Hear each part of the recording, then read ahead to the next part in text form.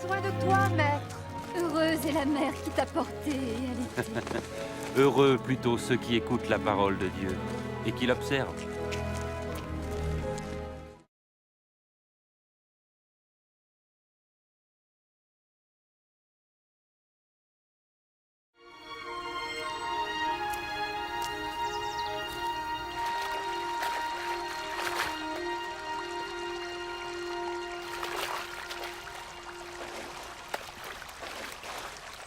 Apprends-nous à prier, comme Jean l'a appris à ses disciples.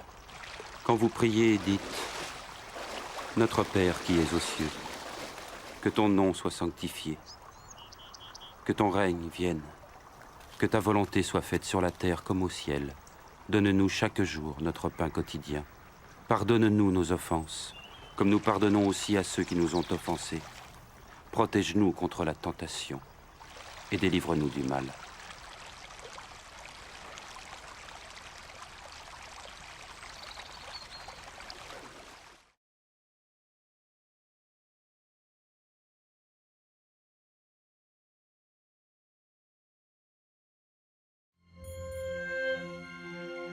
Dans les Saintes Écritures, Dieu déclare que le Messie viendrait pour être le sauveur du monde. La vie de Jésus prouve qu'il est bien celui dont les prophètes avaient parlé. Ésaïe a prophétisé que la Vierge deviendrait enceinte et qu'elle enfanterait un fils. Des siècles plus tard, la naissance de Jésus accomplissait cette prophétie.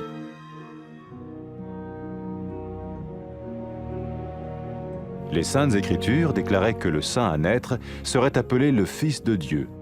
Cela signifiait que Jésus serait le Fils de Dieu au sens spirituel et non au sens physique. Nous le voyons par sa manière de vivre. Il a guéri des malades, il a pardonné leurs péchés, les a ramenés à Dieu et leur a promis une place dans le royaume éternel de Dieu. Il s'est offert lui-même en sacrifice pour le péché à leur place.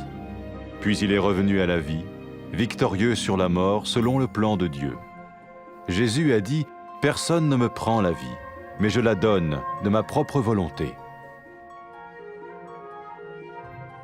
La vie de Jésus n'a pas seulement accompli les écrits des prophètes, mais elle a aussi confirmé la vérité de la sainte parole de Dieu.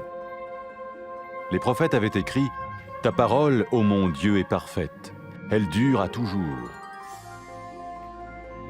Jésus lui-même a dit « Le ciel et la terre disparaîtront, tandis que mes paroles ne disparaîtront jamais. » Jésus est venu pour nous donner la vie dans toute sa plénitude. Et quand l'homme a désobéi à Dieu dans le jardin d'Éden, il a choisi sa propre voie et ses actions l'ont séparé du Créateur.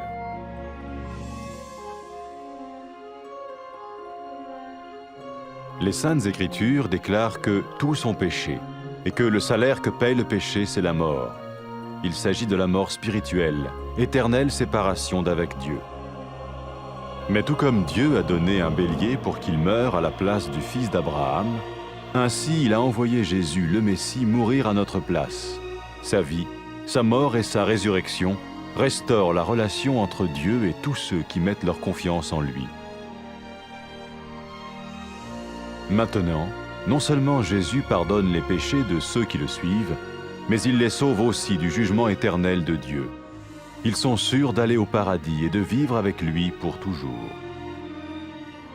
C'est cette vie et cette liberté de la culpabilité et du pouvoir du péché que Jésus offre à chacun aujourd'hui. Cela ne veut pas dire suivre une religion, mais choisir d'avoir foi en Jésus qui dit « Je me tiens à la porte et je frappe. Si quelqu'un entend ma voix et ouvre la porte, j'entrerai chez lui. » Cela veut dire se tourner vers Dieu et croire que Jésus vient dans nos vies pardonner nos péchés et nous rendre tels qu'il veut que nous soyons. Il ne suffit pas d'approuver intellectuellement ce qu'il dit, ni de vivre une expérience émotionnelle. Nous le recevons par grâce, au moyen de la foi, par un acte de notre volonté. Lorsque quelqu'un est prêt à suivre Jésus le Messie, il peut lui parler par une simple prière. Peut-être êtes-vous prêt maintenant à ouvrir votre vie à Dieu. Si oui, vous pouvez vous joindre à la prière suivante, silencieusement. dans votre cœur. Seigneur Jésus, j'ai besoin de toi. Merci d'être mort sur la croix pour mes péchés.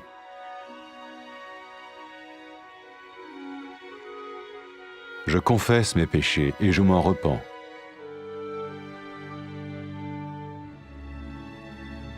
Je t'ouvre la porte de ma vie et je te reçois comme mon Sauveur et Seigneur.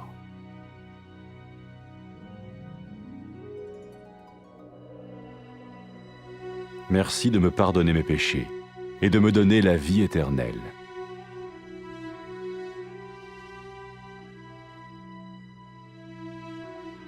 Fais de moi le genre de personne que tu veux que je sois.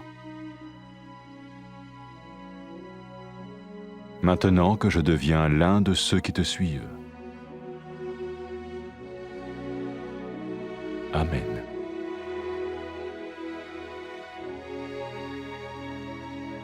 Jésus a dit à propos de ses disciples, « Mes brebis écoutent ma voix, je les connais et elles me suivent. » Pour expérimenter la vie en abondance promise par Jésus, ceux qui le suivent parlent à Dieu chaque jour dans la prière et lisent ou écoutent sa parole. Ils parlent de lui à d'autres personnes et rencontrent régulièrement ceux qui l'aiment et le suivent. N'oubliez pas sa merveilleuse promesse. Tout pouvoir m'a été donné dans le ciel et sur la terre. Et sachez-le, je vais être avec vous tous les jours, jusqu'à la fin du monde.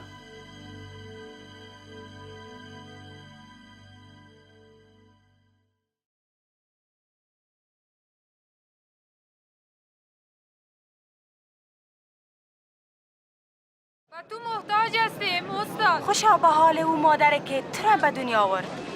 خوشا به حال کسی که کلام خدا را میشنود و اطاعت میکند.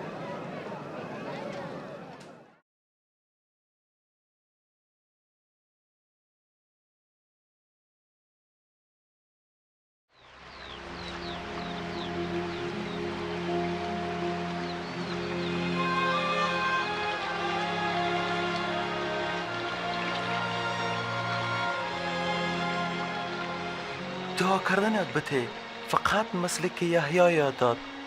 دعا کنید ای پدر آسمانی ما، نامت مقدس باد، دولت تو بیاید، اراده تو در زمین نیز اجرا شود. نان روزانه ما را بده، خطایای ما را ببخش چنان که آنانی را که به ما خطا کردند میبخشیم. ما را از وسوسه نگه دار و از شریر رهایی ده.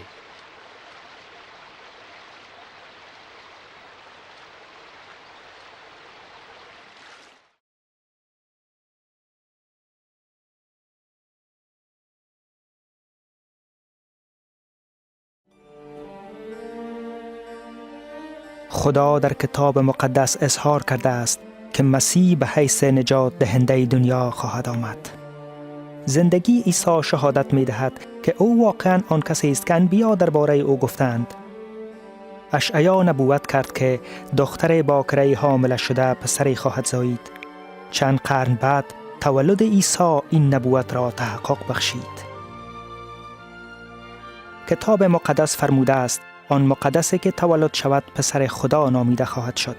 این بدین معناست که عیسی پسر خدا نامیده خواهد شد، البته از لحاظ روحانی نه از لحاظ جسمانی. ما این حقایق را در زندگی عیسی می‌بینیم.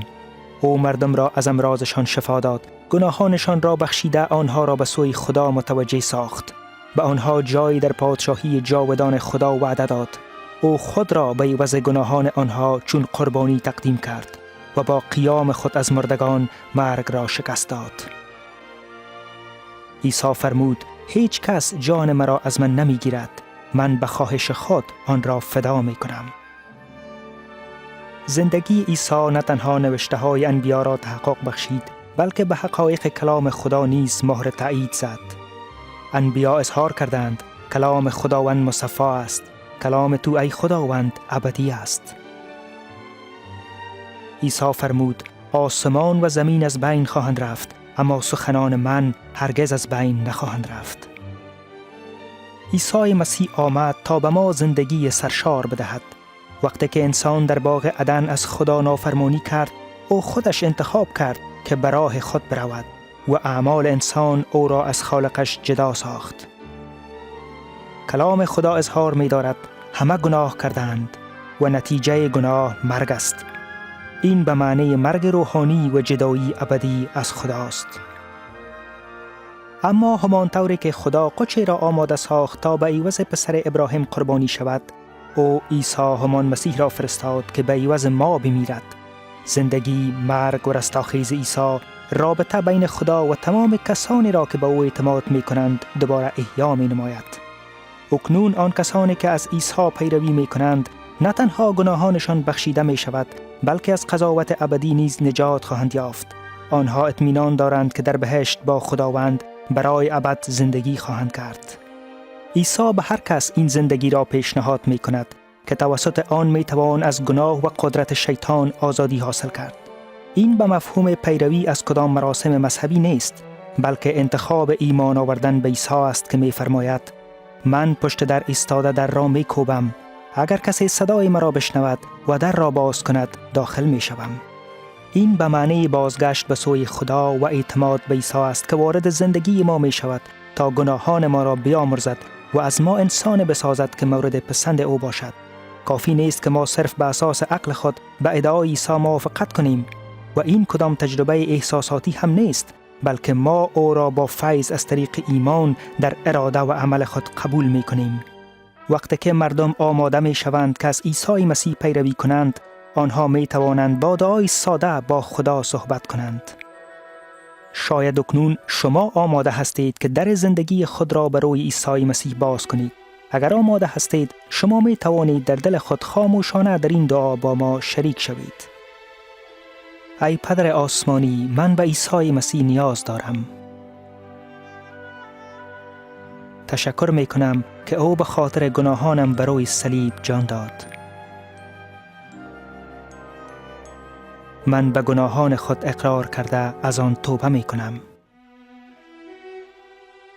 من در زندگی خود را برای او باز می کنم و او را به حیث خداوند و نجات دهنده خود می پذیرم. تشکر می کنم که گناهانم را بخشیدی و به من زندگی جاودان عطا فرمودی. از من شخصی بساز که خودت می خواهی، تا من بتوانم یکی از پیروان عیسی باشم. آمین. عیسی در مورد پیروان خود فرمود: گوسفندان من صدای مرا می شنوند و من آنها را می شناسم و آنها به دنبال من می آیند. با تجربه کردن زندگی سرشاری که عیسی وعده کرده است، پیروان او هر روز توسط دعا، خواندن یا شنیدن کلام خدا با خدا صحبت می کنند. آنها با دیگران نیز درباره عیسی صحبت می کنند و با کسانی که او را دوست دارند و از او پیروی می کنند به صورت منظم جمع می شوند. این وعده شگفت‌انگیز عیسی را به خاطر بیاورید: تمام قدرت در آسمان و بر روی زمین به من داده شده است و بدانید که من هر روزه تا آخر با شما هستم.